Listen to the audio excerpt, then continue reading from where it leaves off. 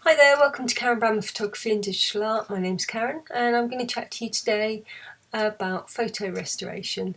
This is a service that I provide. I've been doing it for a number of years now. It's something that I find incredibly satisfying to do.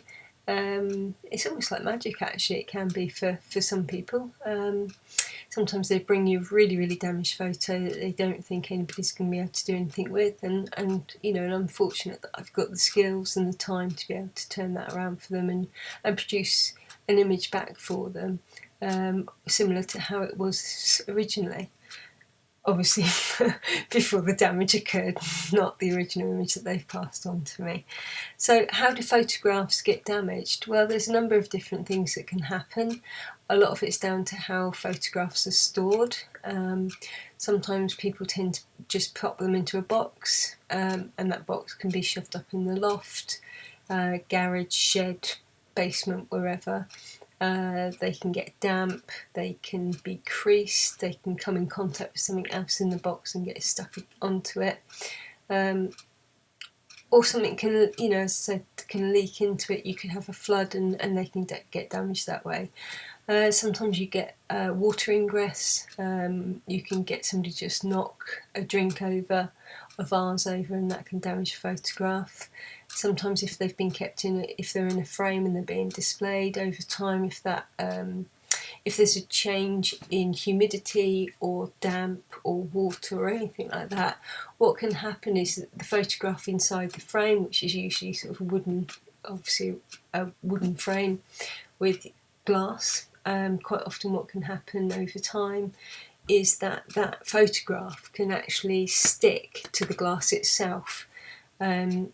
And quite often what people will do is they'll see that that's happened, or they'll see that there's a funny effect on the glass itself, so they'll take the frame down and investigate. So what they do is they take the back of the frame off, and then the mount board and the photograph is there, and they just try and take it out, and in that process of taking it out, quite often people can damage the front of the photograph because that's the part that's actually stuck, unfortunately, to the glass itself. So it's important to know why and how things get damaged. The other thing that can happen as well is environmental factors. So if you've displayed that picture in very direct sunlight, over time the image can get faded, because obviously it's had an intense light shone on it, and sunlight can actually be, in particular, can be very damaging. So I take all of that into account. And sorry, I thought I'd pause the video there. I started doing something really weird on the screen. So I take all of that into account, and when I look at photographs now, or if I get contacted, the first thing I say is, can you give me a rough idea of what's happened, where's it been stored, where have you kept it? If they tell me that it's in a frame still, I will ask somebody to send the photograph and the frame together. Please don't attempt to take the photograph out. I can do that, I'm experienced enough to do that. I don't want any further damage to happen just by trying to send that picture to me. I tend to deal with the original damaged image. Once I receive it, I then scan it into a flatbed scanner, very high resolution, and then I work on restoring it through a digital process using photo editing software. The software that I use tends to be Adobe Photoshop or Affinity Photo, the two that I use, I'm familiar with, and I tend to find that they're the best for actually doing restorative work. Obviously there is other editing software available, and I'm not sponsored by either. It's just a personal preference of mine. I'm just going to sit myself up a little bit. So once that image is scanned into the computer, I then take it, as I said, into either Photoshop or Affinity Photo. From there, I actually then don't work on just the image that I've imported. I duplicate the image, and then what I tend to do is work within layers. And the reason I work within layers is I like to save my restoration and editing on a regular basis, just in the event of, if there was a power cut or anything like that. I don't want all my hard work to be wasted. And it also allows me to actually go back and check the changes that I've made. So that's quite an important thing when you're doing photo restoration, because I don't know if you've ever, the only way I can explain it actually is if you've ever looked at a light bulb, and when you then look around the room afterwards, you still see this blob of the light bulb wherever you look, and even when you close your eyes you can still see that light bulb.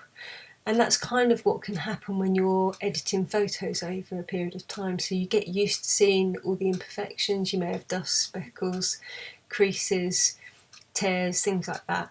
And because you're staring intensely at this image on a, I use a 27.5-inch iMac to edit. So you're staring at a screen. Sometimes you just need a bit of a break away from your editing. So by storing it or saving it into layers and breaking it down into layers, it just makes your editing process a lot more simple. So what I tend to do is I'll put in, say, a layer that says dust and speckles. Then the next layer, say for instance if I'm working on a face, will be eyes, nose, mouth, and go from there, skin, things like that, hair, ears. Sometimes ears, I don't know why it is. Ears are missing. In pictures they get torn or they get creased, and I have to kind of fix ears a lot actually.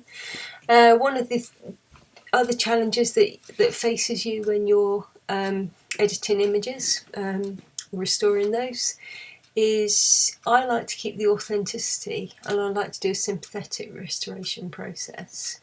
To me, I don't want the picture to look overly clean or sharp. I don't want to take it away from the original format of the photographer that originally took the photograph. So what I mean by that is because I'm enhancing it digitally, simple things actually. So just a very good example would be, say you've got a black and white image that was taken back in early 1900s, around the time of the First World War. If I then restore that image and then I put a lovely bright white border around it, it will look really odd. It would just take away the whole impact of that photograph, and that's something I don't want to do. So in that instance, what I would do is I'd use the eyedropper tool, take a sample of the colour of the border as is. If there's damage to it, I will repair the actual damage and imperfections. But what I then do is I create a new border, but I try and do it with the sympathetically, as I said, using the colour that I've used and selected with the eyedropper tool, so that I know I've got the exact colour and it's authentic, so it doesn't make the picture look too odd afterwards. Some of the other things that happen is that you can have, I had one recently and there was a crease across, and it happened to run across the nostrils of a particular image. Now nostrils are really weird things actually. We've all got them, but I don't know if you can see by looking at mine.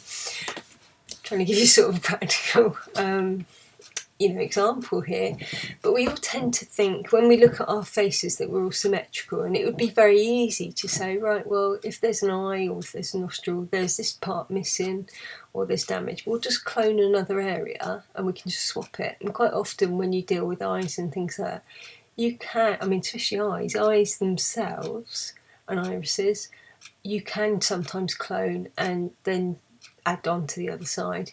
But when it comes to nostrils, like my nostril, if I hold it up, can you see I've got a deviated septum.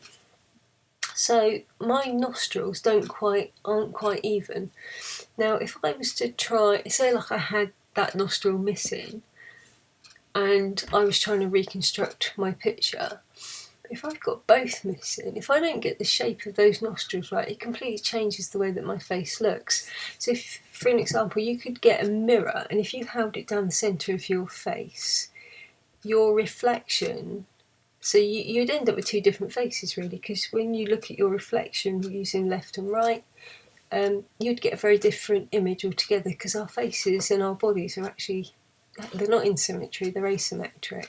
So that's quite an important thing when you're doing photo restoration, to bear that in mind. So I have to sometimes think quite creatively.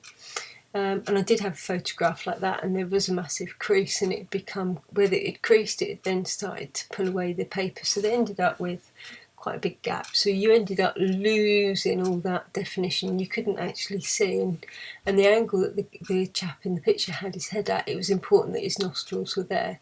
So I reconstructed them as I thought they should be, sent it off to the family as a draft, and they said, no, it doesn't look like so-and-so. And I was like, oh, okay. And I got the nostrils how I thought they should be, but they were the wrong shape, and there was slight deviation. So how do we get around that?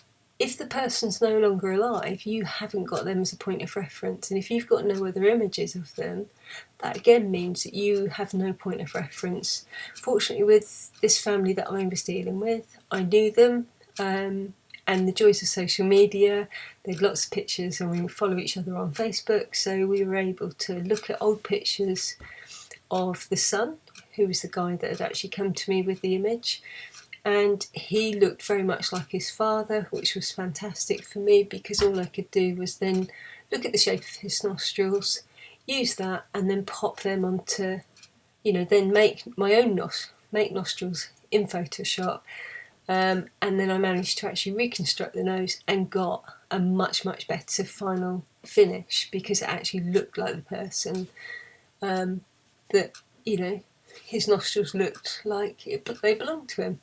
And that was really, really important, and it was a really good thing. So it's quite a big thing that you need to bear in mind. So look at symmetry.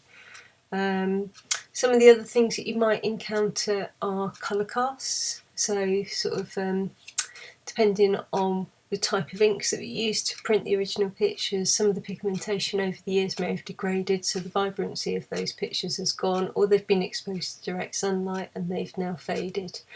So you can correct colour cast and colour balance and stuff like that. That's quite straightforward to do. And all that's done using Photoshop or Affinity Photo.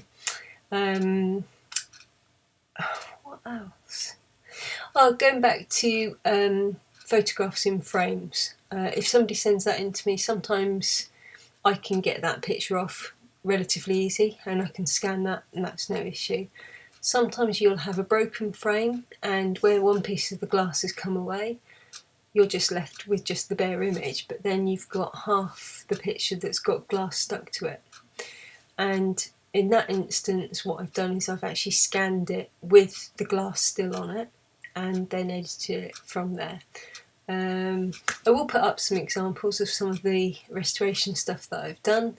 The other thing that I'm asked to do is sometimes enlarge the image, so that's why I also scan it in at high resolution. It gives me a lot more pixels to work with, and then when it comes to printing and enlarging, you know that you're going to get a really good quality image at the end of it. What don't I restore? If you sent me a canvas, an oil painting, things like that, they're things that are far more difficult to restore. It's generally photographs, and I don't know if you remember the old film slides. These, do you remember these? The old Kodachrome. I mean, there are other companies, this was just an example. A lot of people have a lot of these slides hanging around, but they don't necessarily have the projectors and the carousels. They had little carousels which these all used to slot into, and they formed like a donut, a massive donut I'm talking about. And you'd have a projector, these would drop down, the projector would shine through there, and that would go onto either a designated screen or onto a plain white wall, and you'd then get your image displayed much bigger. I mean, we all use, a lot of projectors have come back into fashion now, but they tend to be used with digital cameras or smartphones, etc., to produce or project digital images, as opposed to some of these. But one of the things I do with the film slides is I will convert them from their analogue state, and I'll digitalise those so that they can be viewed on tablets, phones, social media, laptops, desktops, etc., and that's quite a nice thing to be able to do as well. And I will do editing of those, so I'll enhance the image if it's needed, if there's any blemishes or damages to those originals. Again, I've got the equipment I can actually pop those slides into, scan it, and then do any restoration work that's required for that. So if you want some restoration work done, how do you go about it? Well, you can contact me. I'm on Facebook. My Facebook page is called Karen Brammer Photography and Digital Art. I'm on Twitter, which is KB Photos 24/7. I'm also on Instagram, which is Karen Brammer Photography. I'm on YouTube, which you were on, so you can just click subscribe, send me a message that way, or you can email me at, where is my email address? There's two emails actually that you can email me at. One is Karen_Brammer@yahoo.co.uk, or alternatively you can email me at KarenBrammerPhotographyandArt@yahoo.com. Let me say that again less quickly. So you can email me. There's two different emails that I've got. One is Karen_Brammer@yahoo.co.uk, or KarenBrammerPhotographyandArt@yahoo.com. Okay, hope you've enjoyed this video. If there's any questions, please pop them down in the comments below, and thanks very much.